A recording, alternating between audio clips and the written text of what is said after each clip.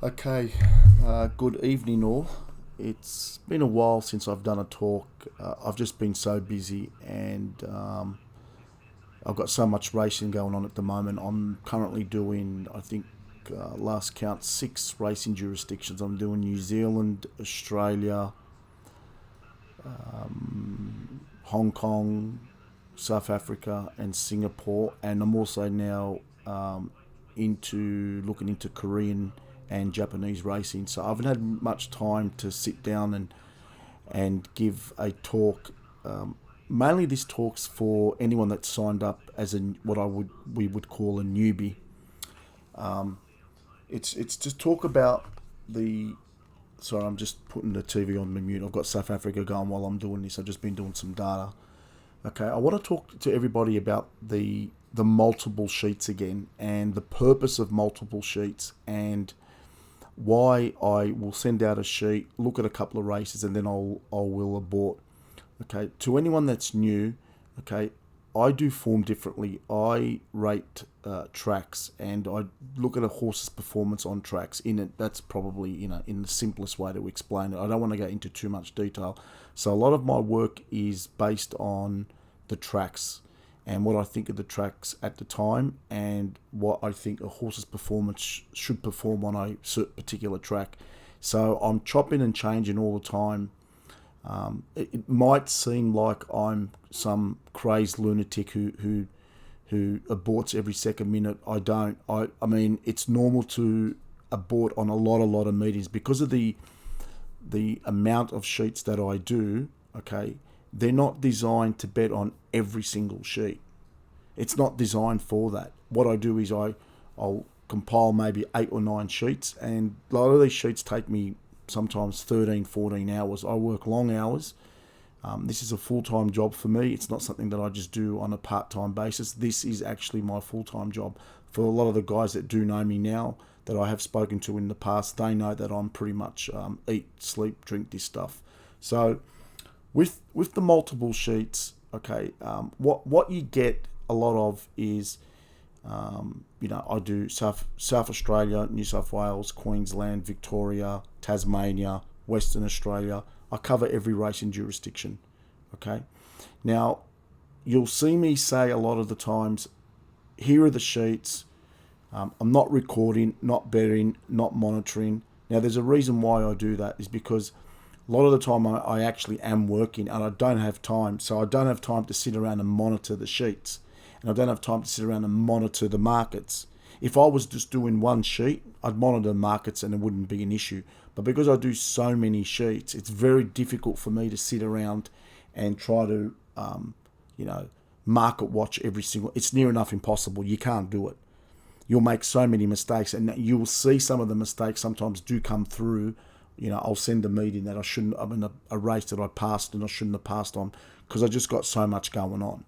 All right, now I want to go through the process of the multiple. This whole talk is about why I send out so many. Again, I send out so many because what I try to do is I try to catch them out, and catching them out is through catching them out through the tracks. Okay, now I sent out Saturday, I think maybe 10 tracks: Sydney, Rosehill, Flemington, Morfordville, Doomben, Ascot. They're the Australian sheets, and we sent out Darwin. We sent out a whole heap of stuff. Now, if I start seeing things in the track earlier on, all right, that I don't like, I'll just abort. I don't care because I'll see something and go, right. I don't like what I do. A lot of work in between races. I do a lot of timing and clocking.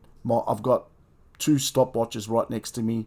I do a lot of replaying of races. I clock sectional by sectional, and then I make a decision during the actual meeting what to do here.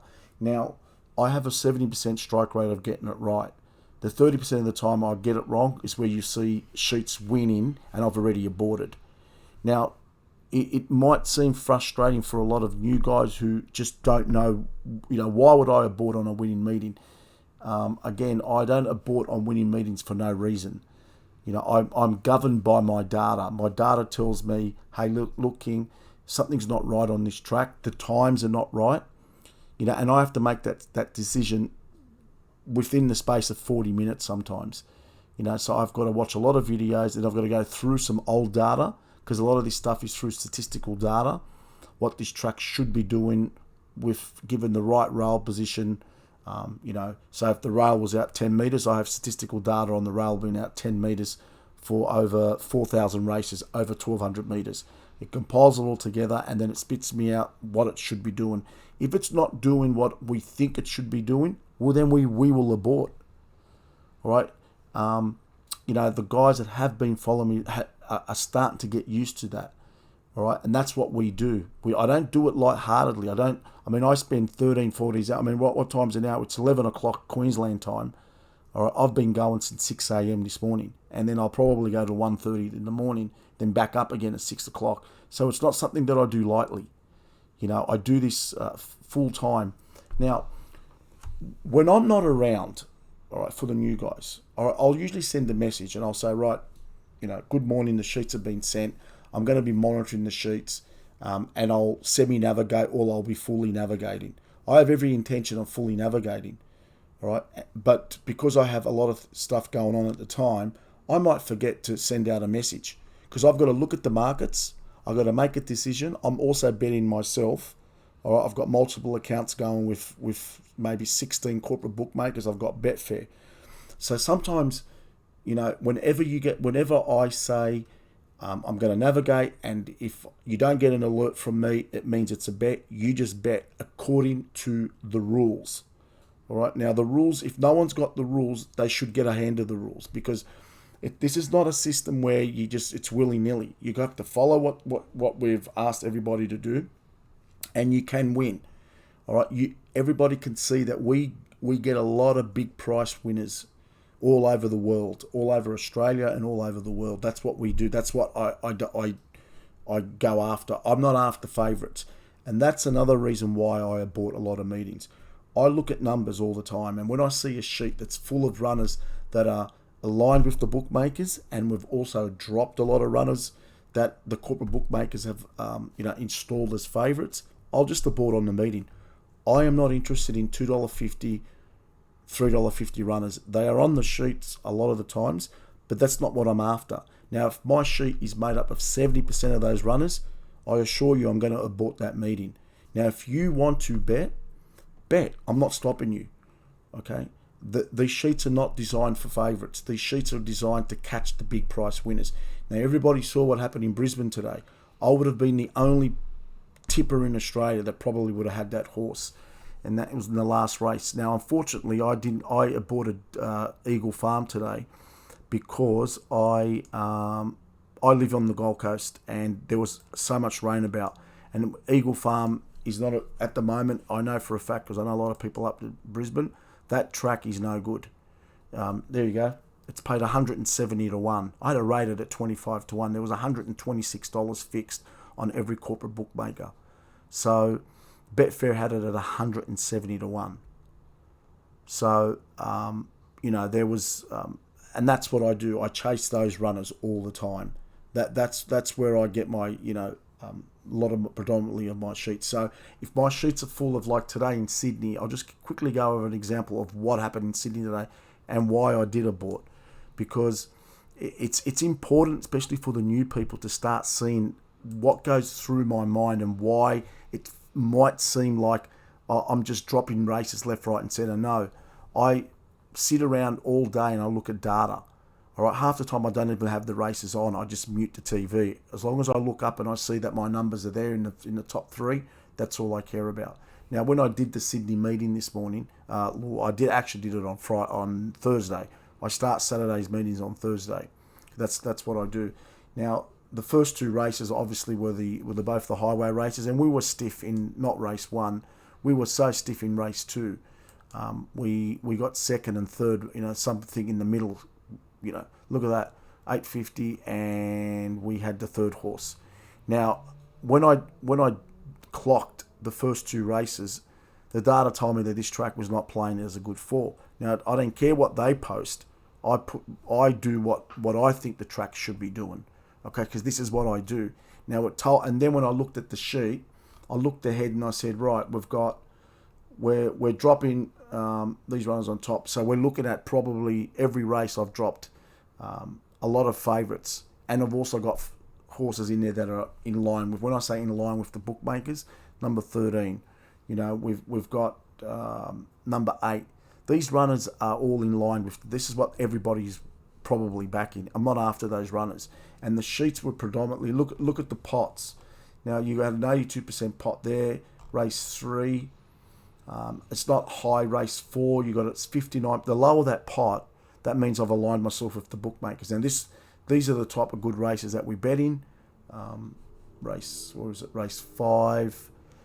So I just want everybody, especially this talk is for the new guys, okay? You'll see here that I've dropped in race 5, I've dropped, the favourite number 4, and it won, and I can see that, and I also dropped number 11.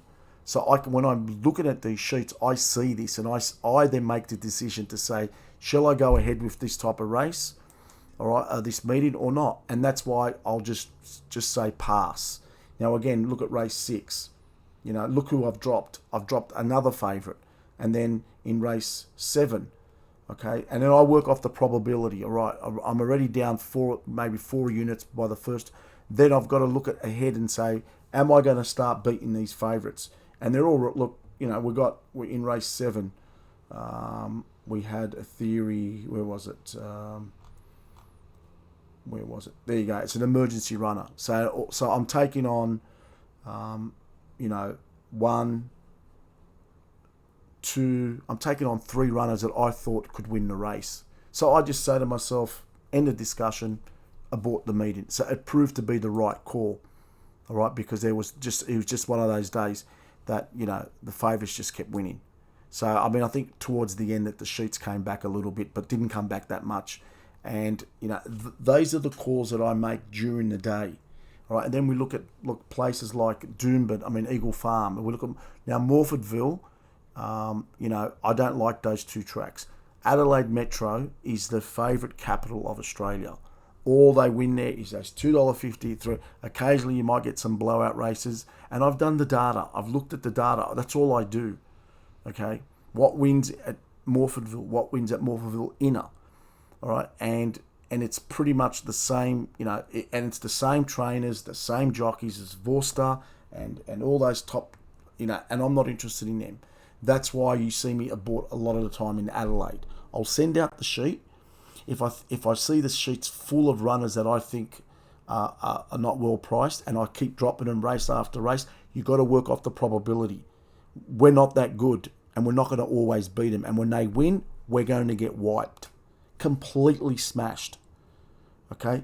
Hence why I abort meetings. So I might send out 15 sheets. Out of 15 sheets, it doesn't mean that you're sitting there betting off 15 sheets. Now, I made one mistake today. That was Ascot. I shouldn't have aborted the meeting because there were some big price winners, okay? But that's the juggling. But I was correct in Sydney. I was correct in Morfordville. I was correct in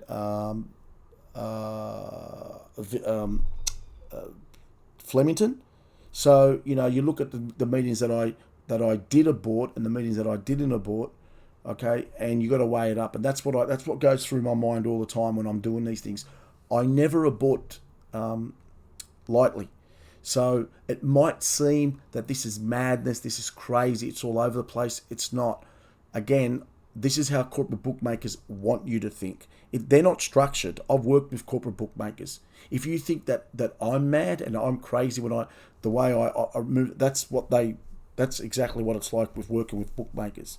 They're all over the place as well. They make 1,000 mistakes like we do.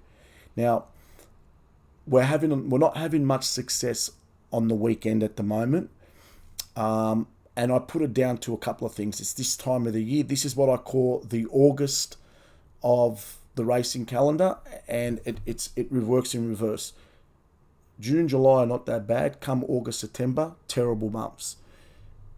And then you get into the spring, and you've got maybe a good 2 months in the spring. You've got maybe October, November, and then it starts dipping down because you've got a lot of horses that have been up for a while throughout the carnival, and now they're going to be spelled. So you've got that really bad period of time and you're going to get a lot of favourites winning. And also the market the intelligence out there at the moment is phenomenal. All right, there are so many favourites that are winning at the moment, and it's like this every year at this time of the year. So again, the sheets are not designed for everybody to sit there and just bet randomly off the sheets and think they're just going to... You will go broke betting off every race off all the sheets. I don't need to tell everybody that. And they're not designed for that. The sheets are definitely not designed for that. And if you think you're going to sit there all day getting 10 sheets and thinking, oh, this is just great, this is like a kid in a candy shop, you're going to go broke. What my job is to do is to make sure that you are betting on the correct sheets. Okay? And the correct sheets are the ones that I think, well, hang on, let's just stick to this particular meeting. Now, what happened today at Flemington, we started off well, and then we started giving it back to them. And then again, I did the crystal ball ahead, and I said, look, we're taking on a lot of runners here that I thought that were poorly priced, that were in the market. Now, it would have been an okay day had we continued, but again, that's just the call that I make. And at the time, it was the correct call. You know, after the fact is easy for everybody. It's to say after, oh, why would he have bought? Why would he? Well, I have to make that decision, all right, based on the data that I have. Now, what I want to talk about is when I'm not around navigating, all right, and when I send out certain messages for a particular day and say, look, today I'm going to send out XXX sheets, okay? I'm not going to monitor and I'm not going to record. What that means for everybody is, again, the recording of bets is obviously so we can track the bets, all right? But, you know, and obviously, you know, so it's going to attract more people to come in and join us. And I get that. What I want everybody to start doing when I send out a message like that, go into the sheets, dip your toes into them, have a look at a few races. If you feel like you're uncomfortable and you don't want to do that, don't bet. But there was a lot of money that was made last week, all right, and I never recorded any bet. Okay, there was a few days that it just peaked. I mean, if you had bet according to the rules, you could have made anywhere up to 70 or 80 units. There were some big price winners that won throughout last week. I never recorded anything because I'm too busy, and I was doing, as I said, I look at, you know, 5 racing jurisdictions around the world. Okay, and I'm setting up proper for gearing up for Japan racing and the Korean racing, and my time is limited, so I can't monitor. Now, unless I can monitor a certain meeting, I'm not comfortable, especially with the newbies, for you guys to go on your own. But what I am saying is that if you do want to go on your own, just test the waters. Just go half stake on certain meetings. If you're down 6-7 units by race 4 and 5, just abort. Just pull out. That sheet was a no good. Then go to the next sheet and say, right, where are we at today? We've got 5 different meetings. What sheet is performing well? Oh, Port Lincoln's doing well. Oh, hang on, Balaclava's doing well. Oh, hang on, Mowie's doing well. Or Mornington's doing well. All right, it's near enough impossible for me to monitor every single meeting and actually try to send out messages every single meeting. As you saw today at Flemington Race 2, all right, I didn't send out a meeting for Flemington Race 2. I was in the middle of typing something out for a Doomben meet or the Eagle Farm stuff. So my apologies for that. But in future, okay, if I am monitoring the sheet and no alert comes out, please just bet according to the rules. Okay, it's very important everybody gets that. It's so important. Because if you would have, I know I sent out a message saying, sit back, relax, kick back, I'm going to monitor and I'm going to send out the meeting. I apologise for that, but something would have happened, so I would have got distracted and I never sent out the thing. Most of the guys know that it's a bet, so it was a bet. Okay, you know, it's not done intentionally. It's never done intentionally. As I said in a text, I would feel sick knowing that people are not getting onto bets because of a technicality or a text message that I had sent.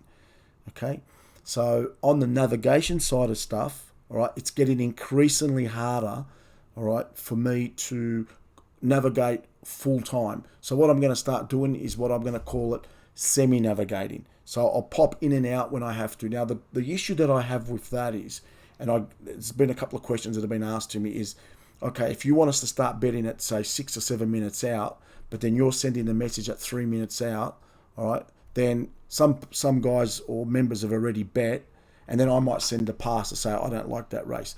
I think the best thing that I'm going to start doing to combat that is that during the midweeks, the country meetings, I want everybody to still stick to those time frames of when they're going to start looking at those meetings. And I think it's best I probably send an earlier message. Like I'll probably send something out, say 15 minutes to go, and say, look, I don't like this particular race. I'm going to pass on the race and let it go. Because it is pretty difficult when I say start betting 10, 15 minutes out, and then all of a sudden you've bet and I've sent a pass message. So that's something that I'll work in with everybody to try to make sure that everybody is on the right page with that. Because again, I don't want everybody to miss out on bets or they've placed the bet down. Okay, but I will announce that over through an alert. I'll say, hey, today I'm going to be semi-navigating. I'm going to be looking at every race. Please look out for the alerts, 10, 15 minutes to go. They are on the country meetings. Now, on the metro meetings, all right, we all should start betting on a Saturday from about 5 or 6 minutes out. That's when you should start be betting. And then I'll send a message out around that time frame. So I'll work in with everybody with that. It's going to be the easiest way so there's no confusion down the road with that.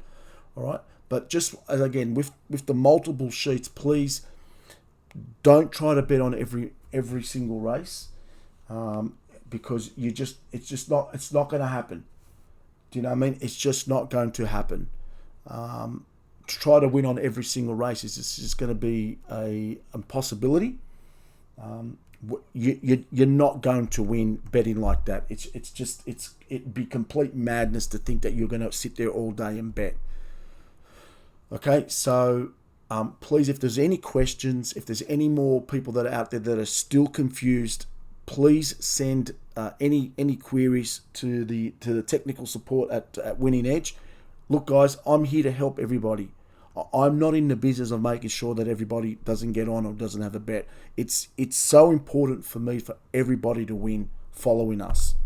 All right, we are not in the business of just taking your money for the sake of taking your money and no one's winning. It's no point. All right, and eventually, I'll say this, and a lot of guys that have been following me, they don't check the recordings of the bets anymore because a lot of people now betting on their own. They don't need me, and that's my goal. My goal ultimately is to have everybody doing the sheets themselves. Now, if you're new and you need some time out and you need more instructions on how to use it, please send queries to the technical support. Okay, someone in Winning Edge will get back to you, and some of the times they refer them back to me, and I'm happy to take the time out to educate people on how this system works. Okay, this system wins. You could see that we get some massive price winners. You just got to know when to bet, and you know what I always say, when to pull the trigger, and that's what I want everybody to understand. You know, it's not easy. I get it. It might be confusing. Sometimes I'm my own worst enemy. I'll send out a message tongue-in-cheek, or I'll say something that probably will confuse people. I don't want to confuse anybody anymore. So I want to be precise. I want to make sure that everybody's on the same page as me. All right, there are a lot of people winning off these sheets. All right, and if you're new and you're not winning, okay, and it's something that I'm doing wrong, please let me know. I'm more than happy to take your questions. Okay. I know all the people in the background at Winning Edge are more than happy to accommodate any questions. You know, Winning Edge is a great service. We really are. I mean, the guys that are working for them, and you know, we're not a normal tipping service. We want to make sure that everybody wins. Okay, I'm in the business of winning. I'm not in the business of losing. All right. So please fire away, email away. Someone will get back to you. But if there's any more questions, or if there's just this confusion of what goes on with these sheets, okay, and especially about aborting and dropping meetings and why I do it, okay, there is a method to my madness. I assure everybody. You know, I'm not doing this. I'm not aborting meetings for the sake of aborting meetings. Sometimes I'm just not there. I am so busy, and I'll send out a sheet, and I won't even look at the sheet all day. All right, I've got so much going on, you know, and I'm always 2 or 3 days ahead of when I'm doing form. You know, one sheet is 3 or 4 hours worth of work. So if you can imagine, if I'm sending out 7 sheets, there's, you know, sometimes 15 hours worth of work there. I do videos, I clock, I do every single runner on that. That's a first starter. I do the trials, I do everything. All right, and you know, there's 3 of us that are doing this, but I'm the main guy that sits around. Nothing goes through me. Every single thing, every sheet that's out there that gets sent has to go through me first. Okay, so there's a lot of there's a chain of command, and you know, we don't just send out sheets willy nilly. Okay, and you know, the sheets are designed to catch out the corporate bookmakers, and it's designed mainly to get the big price winners. That's what we're after. Okay, thanks guys.